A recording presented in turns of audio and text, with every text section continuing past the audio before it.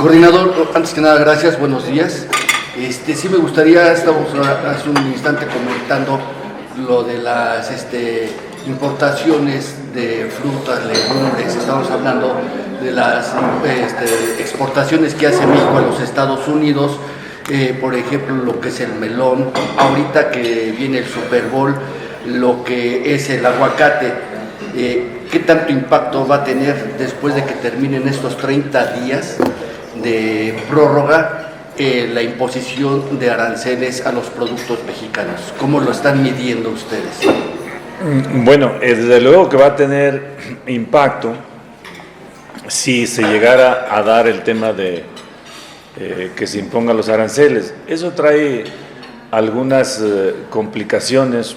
Nosotros sostenemos que es un balazo en el pie del gobierno de Estados Unidos, de Trump, si termina definiendo que se instalen aranceles. Yo creo que lo veo, ese escenario lo veo cada vez más lejos, no a 30 días, que es lo que se logró ahora de pausarlos, sino yo creo que va a ser difícil que se logre que se impongan esos aranceles, porque implica que de facto estás acabando con el tratado de libre comercio México, Estados Unidos y Canadá. Entonces, pues van a seguir empujando una narrativa que me parece a mí equivocada, y lo pongo en el concepto de que a Estados Unidos le está pasando lo que a la derecha mexicana, que con sus propias reglas fue derrotada y ahora no haya cómo recuperar lo que ya perdió. Ustedes recordarán que la apertura comercial de Estados Unidos con fuerza fue en los 70, cuando llega Reagan y Thatcher en Inglaterra, e instalan este modelo neoliberal que se da la desaparición de las fronteras económicas, las fronteras nacionales, y pues se van sobre el proceso de globalización. Y ese proceso de globalización terminó empujando a otras economías que fueron inteligentes y se plantearon una ruta correcta. Estoy hablando de la economía china, y que ahora, ante esa apertura comercial, Estados Unidos lo que hizo es sacar su industria, sacar sus fábricas de su país, a donde estaba la fuerza de trabajo más barata, y terminó perdiendo el concepto central en este modelo, en este sistema que tenemos, que es el capitalismo, que el centro se llama capacidad competitiva para obtener mayor ganancia. Y entonces terminó perdiendo la competitividad Estados Unidos, y ese problema es el que traen ahora, y piensan que con la lógica de volverse a encerrar, poniendo aranceles, pues pueden regresar las fábricas, puede generar empleo y de nuevo revitalizar su economía. Lo que yo sostengo es que la coyuntura que tenemos ahora es totalmente diferente a la que se implementó cuando nació este modelito neoliberal. Y entonces ven la economía de Estados Unidos en este momento tiene un endeudamiento de 36.2 billones de dólares y su PIB es de 29, o sea que está a 130% de su endeudamiento arriba de lo que produce cada año. Entonces es verdaderamente fuerte la situación como la tiene en términos del endeudamiento. Y entonces ahora vamos al asunto del Tratado de Libre Comercio y vamos al asunto de los aranceles. Yo sostengo, por ejemplo, el caso de los aguacates michoacanos y de México. Solo para un evento que es el Super Bowl, que va a ser esta semana, que afortunadamente cayó en el receso de la imposición de aranceles, pues va a llegar el aguacate al precio que el mercado está estableciendo. Pero solo para ese día, de Michoacán, se le vende 110,000 toneladas de aguacate para ese solo evento. Entonces, lógico es que pues sí va a impactar. En el año le vendemos como 1.300.000 toneladas. Y el 72% de la producción de aguacate de México es de Michoacán. Y ya ahora solo puede exportar Michoacán y Jalisco. Todos los otros estados todavía no tienen. Entonces, pues lógico es que impactará. Si llegan a poner aranceles, yo digo, ¿a quién le va a impactar? Desde luego que a los mexicanos, pero van a seguir pidiendo el aguacate. Y entonces lo que te pongan de aranceles lo va a pagar el que lo va a consumir. Entonces viene un proceso inflacionario para la economía norteamericana. Igual el melón, igual el jitomate, igual todo lo que les estamos, las berries, lo que le estamos exportando, porque sí México está muy, digo ahí para nosotros varias lecciones. Una es que México es el país que más tratados comerciales en el mundo tiene. Y el 80%, en este momento 84% de la exportación de México lo hacemos con Estados Unidos. Cuando tenemos tratados con otros países y no los usamos.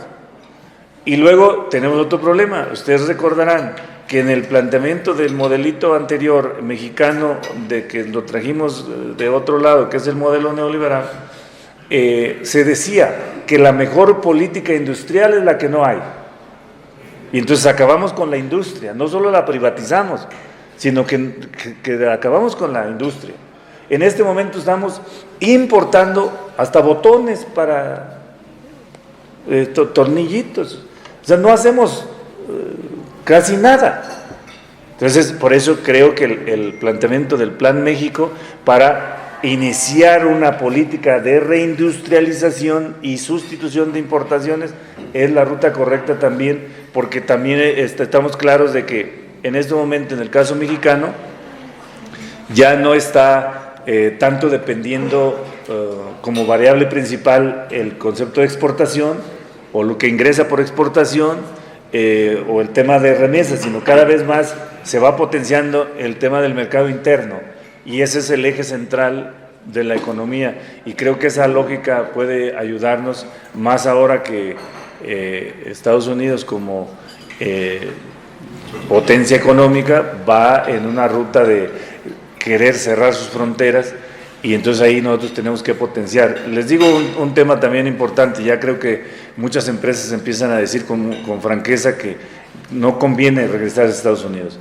En Estados Unidos, una hora de trabajo, o con lo que pagan una hora de trabajo en Estados Unidos, pagan una jornada de 8 horas en México. ¿Cómo sustituyes eso? El margen de los costos es verdaderamente alto.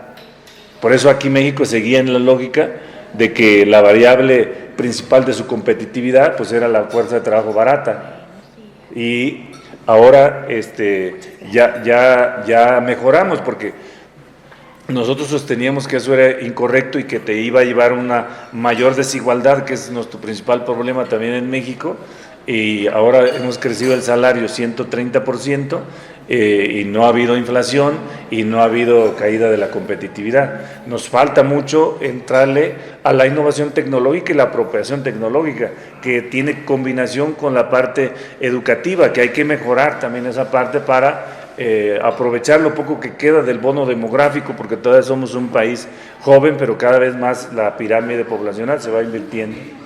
Dos últimos planteamientos de mi parte. ¿Cuánto tiempo el gobierno mexicano va a aguantar 10,000 efectivos en la frontera México-Estados Unidos? Porque esa fue una de las condicionantes de Donald Trump a la presidenta Claudia Sheinbaum. Porque ahorita hay estados en donde no hay Guardia Nacional.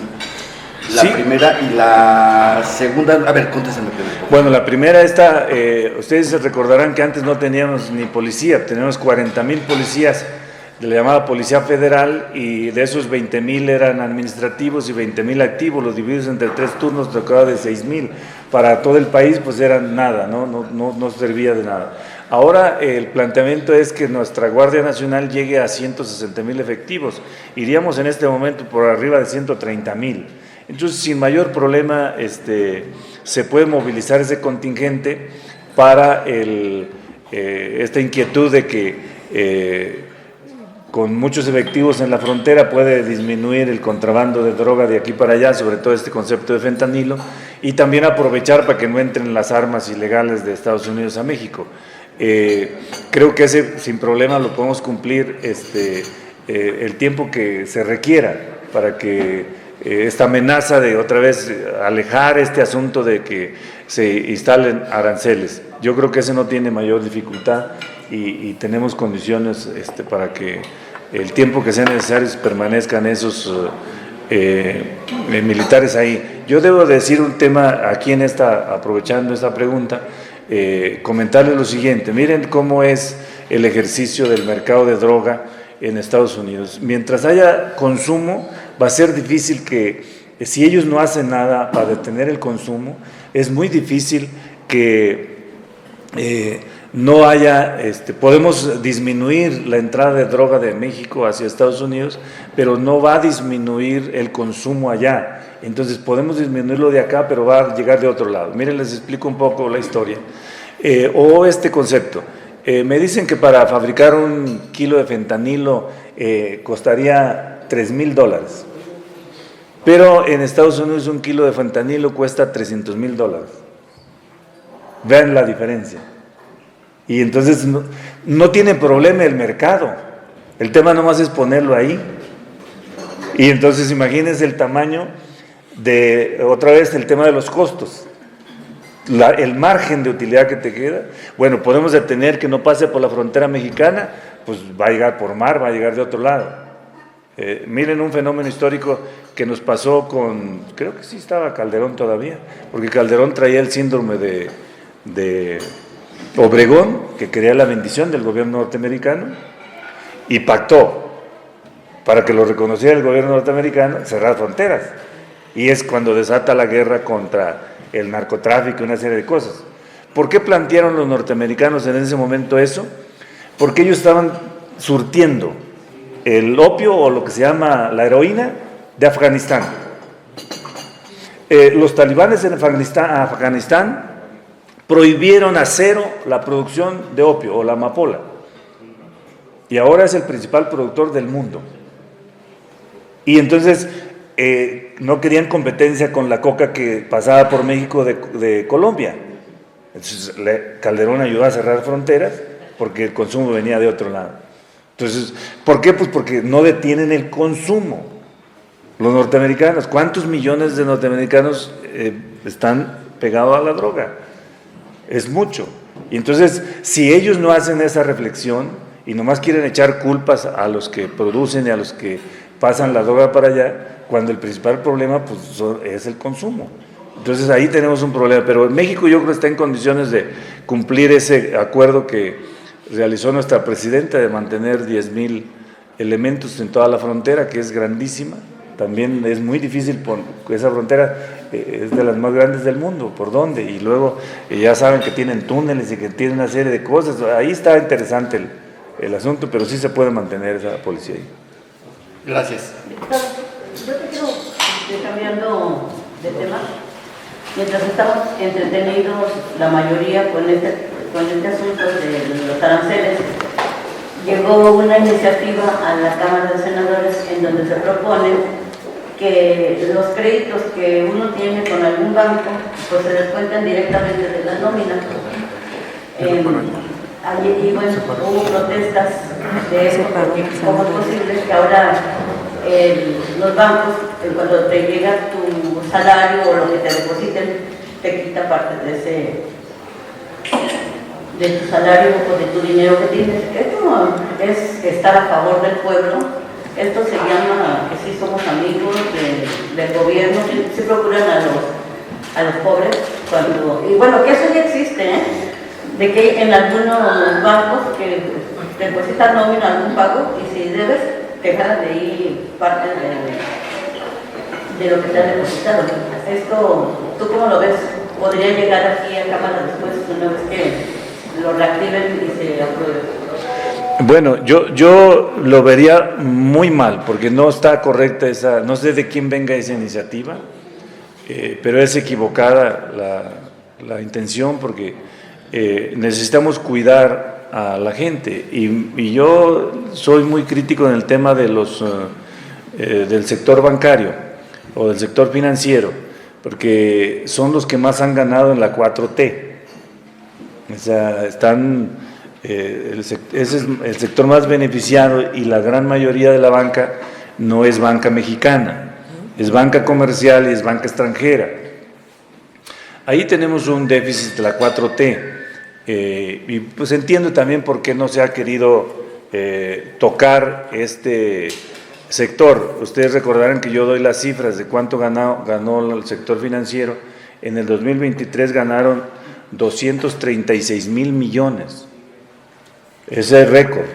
Y luego volvieron a romper récord en el 24, ganaron 276,000 millones.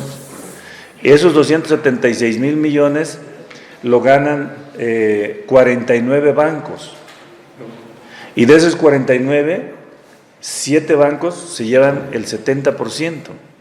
Y miren, yo digo, nosotros acuérdense que también trabajamos una iniciativa porque no puedo yo entender cómo si yo tengo mi tarjetita de Banorte y voy y saco en un cajero que es de Bancomer y me cobra una comisión de 38, 39 pesos. Díganme la razón, ¿qué costó eso? ¿Y por qué se les permite cobrar esas comisiones? Pues porque aquí lo aprobaron. No, por eso, así está aprobado desde luego, pero hay que reformarlo para que eso mejore, que es la iniciativa que nosotros presentamos y que recuerdo al primer secretario de la 4T, un señor que se apellida Ursúa, ¿no? Ya falleció, ya fue a rendirle cuenta a San Pedro.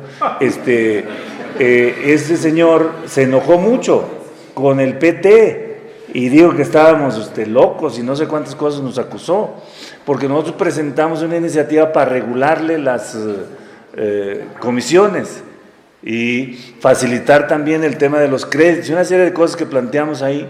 Y luego después creo que Monreal lo presentó en el Senado y también le fue como en feria.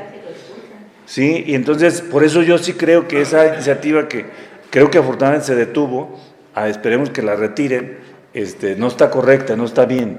Acuérdense que acabamos de reformar la ley de Infonavit y ahí establecimos que en la Constitución se estableció que se puede coger del salario para el pago de crédito hasta el 30 del salario. Y en la ley establecimos que se quedara el límite hasta el 20. Y cuando son el otro concepto que le metimos para la vivienda, que es el arrendamiento y que va a tener libertad el trabajador de decir, ya pagué renta 3 años de esta casa, me quiero quedar con ella y eso que pagó de renta se le va a tomar en cuenta de lo que cuesta la casa.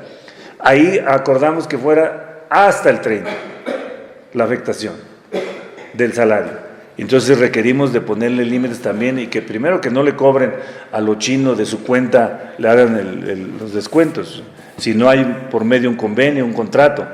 Que incluso ayer la senadora Claudia Naya lo comparaba con una tienda de raya, pero actualizada, porque dice, ¿cómo es posible que te quieran hacer este atraco?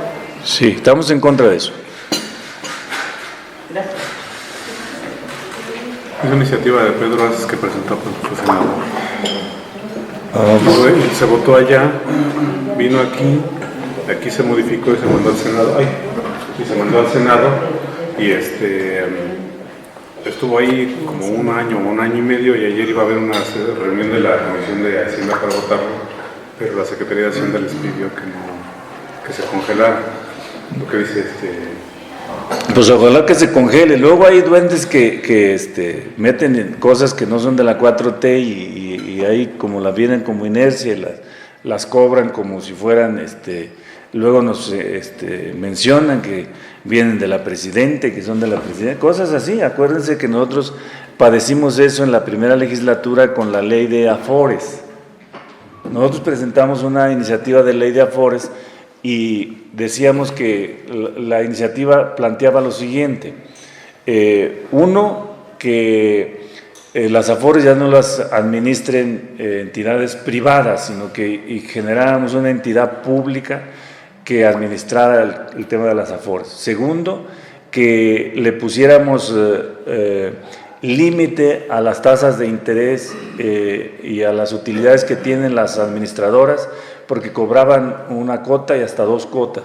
Y 3, que subiera la aportación de las 3 partes para subir el fondo y que no termine desbaratándose o quebrando. Y 4, que garantizáramos que al final de la vida laboral el trabajador tuviera una pensión digna, adecuada. Y ahí sí iba nuestra iniciativa, y luego vino la iniciativa diciendo que era del presidente, que planteaba lo siguiente, que del total del fondo que administra cada Afore, se le permitía en ese entonces que el 20% pudiera invertirlo en instrumentos internacionales, y la iniciativa decía que le debíamos de liberar y dejar que el 100%. Y la otra iniciativa decía, más bien otra parte de la iniciativa decía que pusiéramos a competir las 10 Afores, y la que ganara más tuviera derecho a cobrar doble comisión a la cuenta individual. Y tercero, pues planteaba que en lugar de que le garantizara el 30% de la pensión al final de la vida útil del trabajador o de la vida de trabajo del empleado, solo tuviera garantía de recibir el 30% del último salario. Imagínense. Y aquí se nos dijo que venía del presidente, se votó, y votó ahí raramente Morena, el PRI, el PAN y el PRD y MC. Y el único que votó en contra fue el PT. Se fue al Senado la iniciativa, se detuvo en el Senado, y luego llegó la del presidente. Y la del presidente venía en la dirección nuestra. Y es lo que hicimos. Pero nos habían dicho que venía de parte del presidente. Nosotros aquí en el grupo recibimos a los funcionarios de Hacienda como 10 veces, queriéndonos convencer. Y bueno, pues así luego pasa, ahora nos dicen que viene de la presidenta, pero pues tenemos que tener comunicación para saber que no viene de la presidenta. Pero cuando mandan la iniciativa, la tiene que firmar la presidenta o el presidente en turno, ¿no? Sí, pero acuérdense que las iniciativas sí las firma la presidenta o el presidente cuando son personalmente de él, pero a veces nos llegan por la vía de gobernación y nos dicen que son de él, o nos decían que eran de él. Ahora no ha llegado ninguna, hasta ahorita, ninguna, pero antes sí nos hacían esa travesura. Y bueno, pues aquí tenemos que ponernos a estudiar y a leer realmente lo que beneficia a la gente. El PT hasta ahora no ha votado ni una sola iniciativa que perjudique a la gente o al pueblo. Y por ejemplo, en su agenda que ya tienen, porque ya casi estaría posicionada, ¿sí llevan los de que se eliminen los del Covaproa? Bueno, miren, es que esos temas se los digo aquí también con mucha confianza y con mucha claridad. Discutimos mucho en el grupo, porque hay muchos compañeros que son muy entusiastas y no resuelven antes del entusiasmo la coyuntura. Y entonces nosotros tenemos que manejar la agenda también en la coyuntura. Y entonces un tema de esos, en esta coyuntura, pues le generamos dificultad al Ejecutivo, y lo que necesitamos ahorita es plena unidad del Ejecutivo, porque el problema que estamos enfrentando en esta coyuntura es mucho más grande que eso. Y entonces sí la tenemos. Y la vamos a seguir empujando, pero en cuanto veamos que es la coyuntura adecuada, porque si no, no sé, me decían algunos ayer que tuvimos un buen abrochón en la Jucopo, con un colega y entonces, ¿cómo fue? Porque él comentó al final, y entonces tiene que ver con este asunto. ¿Pero con quién fue? Con el tricolor. Entonces nosotros le decíamos lo primero es México, como dice la patria es primero, ahí decía Juárez. Sí, y entonces pues tiene que ver con ese esquema de que decimos cuál es lo que hay que cerrar, lo que hay que poner por encima, porque yo sospecho que la información que maneja el secretario de Estado norteamericano, Marco Rubio, que es de allá de Miami, del cubano y cosas de esas, alguien le hace llegar información. Y yo sospecho que quien se la hace llegar, pues son los que acá no están en la ruta de unidad nacional. Unidad nacional, todo, la patria es primero, ¿no? Y entonces por eso también todos esos esquemas y esas voluntades de estar haciendo señalamientos que no conocen y que entonces toman por decisión y afinidad política, no porque realmente tengan la información, porque ya vi que trae una crisis del FBI, ¿no? Creo que se van a ir muchos. Le agarraron la palabra a Tom, que van a jubilación voluntaria, una cosa así, pero hay una cosa ahí ya mayúscula. Y yo creo que él no tiene confianza tampoco, pues ya ven lo que le pasó. Y cómo deja el FBI que le hagan un atentado de esa naturaleza, a no ser que sea autoatentado. Bueno, está ahí sospechoso. Está interesante ese tema, ¿no? Diputado Reginaldo, yo quiero preguntarle dos cosas. Primero sobre lo que se votó ayer, las listas famosas de los aspirantes al Poder Judicial. Eso sí fue una preselección. Los diputados están determinando quiénes van a ser los candidatos y a final de cuentas se han hecho muchas críticas sobre cómo se va a llevar a cabo la elección. Boletas complicadas, difíciles de entender para la ciudadanía en general. Todavía no se sabe cómo va a estar la promoción de los aspirantes. Este proceso tan atropellado, ¿en qué va a terminar? ¿Usted sí confía en que termine bien o en que sea un desastre esta elección judicial? Esa sería una. Y quisiera preguntarle sobre el tema del maíz transgénico, que se haya pospuesto por unos días el asunto y que se haya decidido llamar a comparecer a los funcionarios, entendemos que va a ser el lunes, es un indicio de que esta reforma se podría quedar congelada por las implicaciones que tiene respecto a estos problemas comerciales y la situación con Estados Unidos ahora con Trump. Quisiera yo preguntarle si usted tiene esa pista en el panorama, que pueda quedar congelado este tema del maíz transgénico después de que México perdió el panel internacional.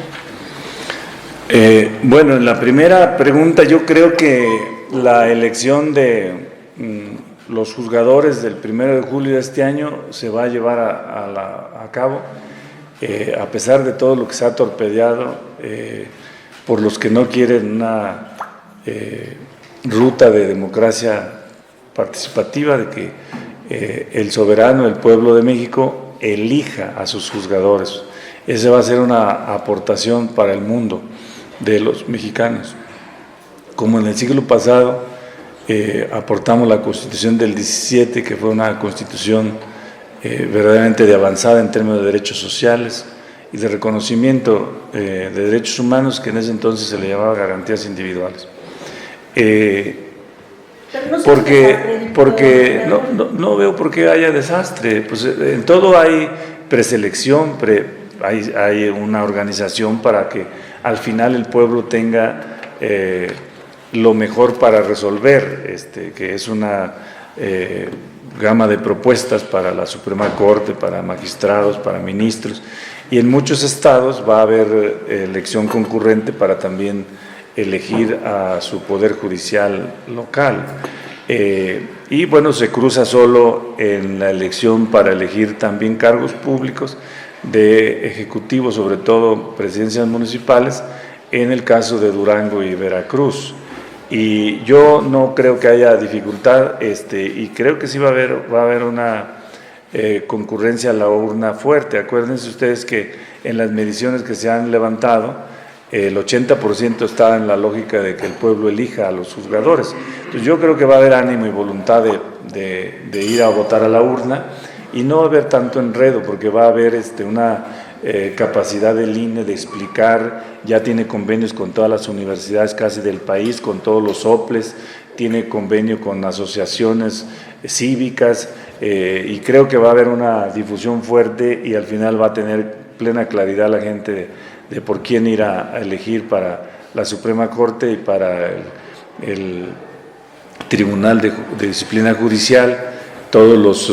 ayer parte de la discusión con el representante en la Jucopo del PRI era que había un poco de confusión en el tema de las áreas geográficas, lo que son circuitos, y como solo estaban acostumbrados a ver distritos, entonces había confusión de que un circuito a veces abarca un distrito, 2 distritos, o sea, no tiene, es otra circunscripción la que se va a usar, que está por aprobarse por el INE, o si no es que ya la aprobó. Entonces ahí yo no le veo dificultad para que llegue a buen puerto la elección. Y no tengo duda que van a ser los mejores los que diga la gente, y también pues en la ley se establece con claridad de que se acabó el que tengo guardado el expediente como juez y ahí me la voy llevando según el interés o según lo que me den, como el ministro ese que guardó 8 meses el expediente de Salinas Pliego porque no pagara los impuestos. Son 6 meses para juicios mercantiles y 1 año para juicios penales. Si el juez no reporta al Tribunal de Disciplina Judicial, entonces será sancionado, y si tiene que justificar porque no acabó la resolución en 6 meses, 1 año, y entonces eso va a ayudar mucho a que no esté habiendo ahí cientos de presos sin juicio y una serie de cosas. Y entonces tenemos ahí candados para que si el magistrado, el ministro no resuelve, pues tenga ahora consecuencias, porque ahorita pues no les pasa nada, no le rinden cuentas a nadie, hacen lo que quieren y ahora no representan la lucha y el interés por la justicia, por aplicar la Constitución, sino para favorecer intereses. ¿Usted sí le entendió a la boleta? ¿La ve como amable para el votante que ve nombres, si tiene que poner números, si tiene que leer los nombres de decenas de personas, cuando en las boletas comunes pues obvio son los partidos y pocos símbolos, pocos logotipos? ¿Esta boleta complicada usted sí la ve bien? Sí, yo la veo que no tiene dificultad. La gente va a leer y va a tener claridad de por quién va a votar. No le veo dificultad en el tema de la boleta. En el otro tema que me planteabas era... Lo del maíz transgénico. Lo del maíz transgénico, pues acuérdense, nosotros tenemos pleno interés, presentamos una iniciativa incluso previa a la que presentó la presidenta, coincidimos plenamente. El tema de la discusión que traemos con los reclamos que han hecho sobre los que quieren que haya maíz transgénico, lo va a resolver una reforma constitucional, porque cuando está en la Constitución, pues esos tribunales no tienen jurisprudencia o no tienen espacio para reclamar, que es lo mismo que nos pasó con la reforma secundaria en materia eléctrica, que nos la declararon inconstitucional. Entonces, la ruta es subirlo a rango constitucional para que no tengamos ese problema de esos paneles que tienen jurisprudencia o jurisdicción cuando no está en la Constitución. Entonces, no le pusieron pausa. Lo que pasa es que hay la inquietud de que se abran el concepto de parlamentos abiertos. Lo que hicimos con el tema de Infonavit, que al final era para escuchar la opinión de los líderes de los trabajadores y también para escuchar a los líderes empresariales, escuchar todas las otras opiniones, para que por lo menos no se diga que estamos cerrados y una serie de cosas. Entonces creo que esa es la ruta, pero no se va a detener. ¿Cuándo sale? Porque se tenía previsto que fuera uno de los primeros temas iniciando el periodo. Sí, en cuanto termine, yo creo que la apertura que se da para escuchar a las partes científicas e interesadas de esa iniciativa, a los que va a afectar y a los que va a beneficiar. ¿Sería la siguiente semana, diputado regional? Eso no sé, porque tiene que ver más con la comisión responsable. Diputado, aparte del optimismo que tienen Morena y sus aliados respecto a la votación de jueces del Poder Judicial, ¿ustedes más o menos cuántos calculan que van a votar en junio? Y sobre todo, porque no van a estar ahí los migrantes, ¿cómo le van a hacer los débiles visuales, los invidentes, para votar ahí? Es muy importante que se están excluyendo.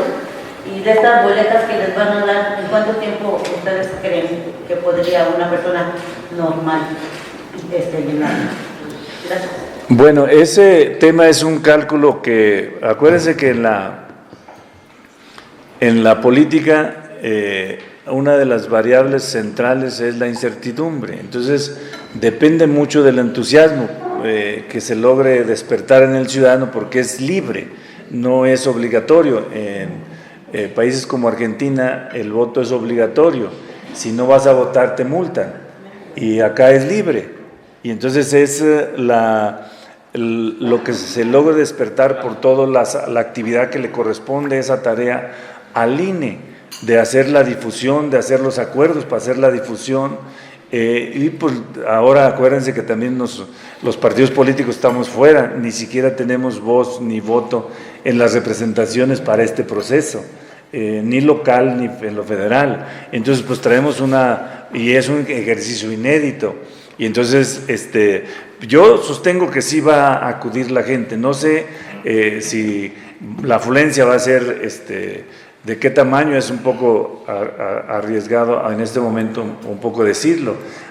Por ejemplo, para la presidencia de la República, pues hubo una afluencia del 61%.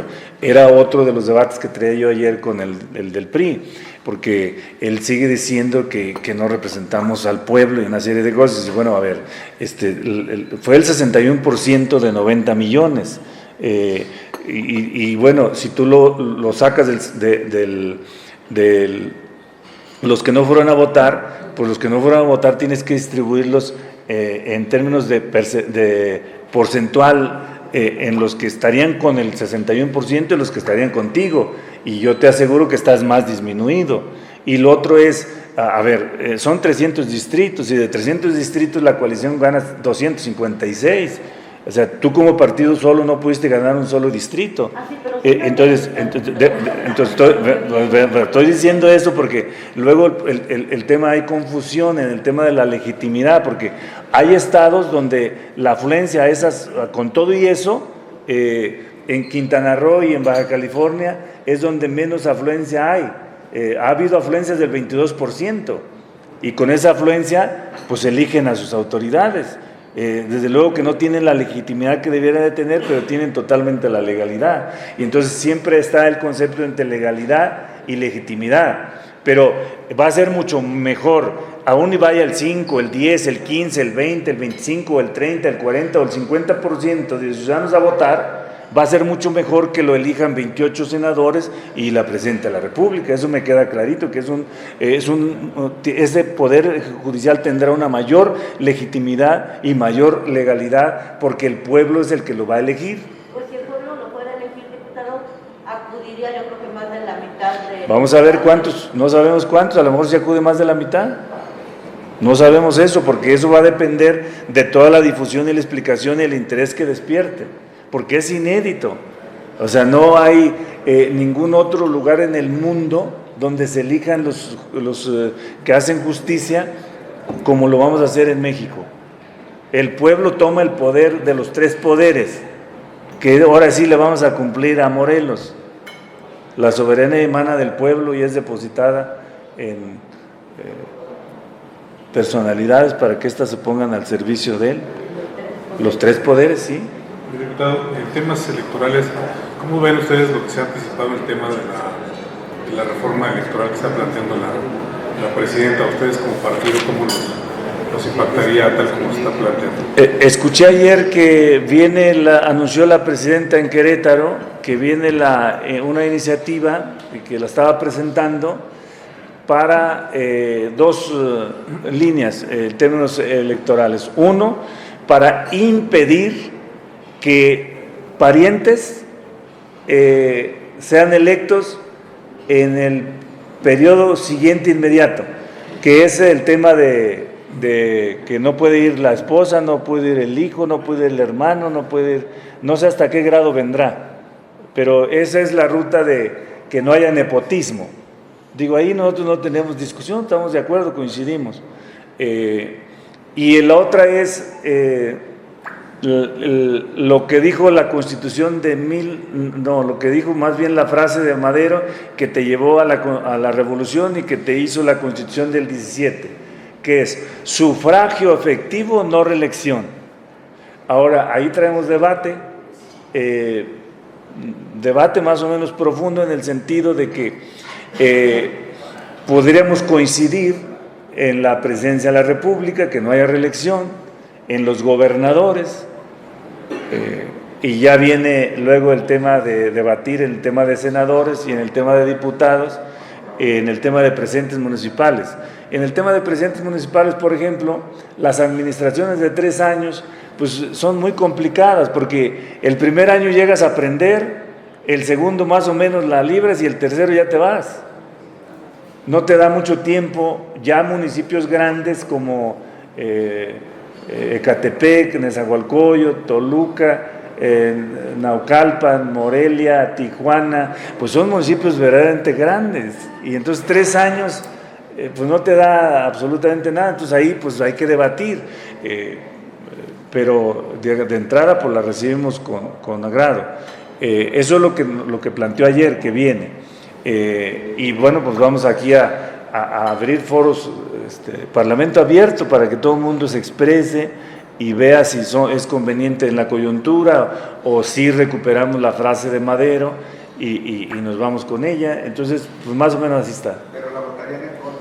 No, ahorita no estamos planteando votar en contra en ninguna de las que nos manda la presidenta. Lo que sí decimos es que en esa, pues sí va a haber una discusión más o menos amplia.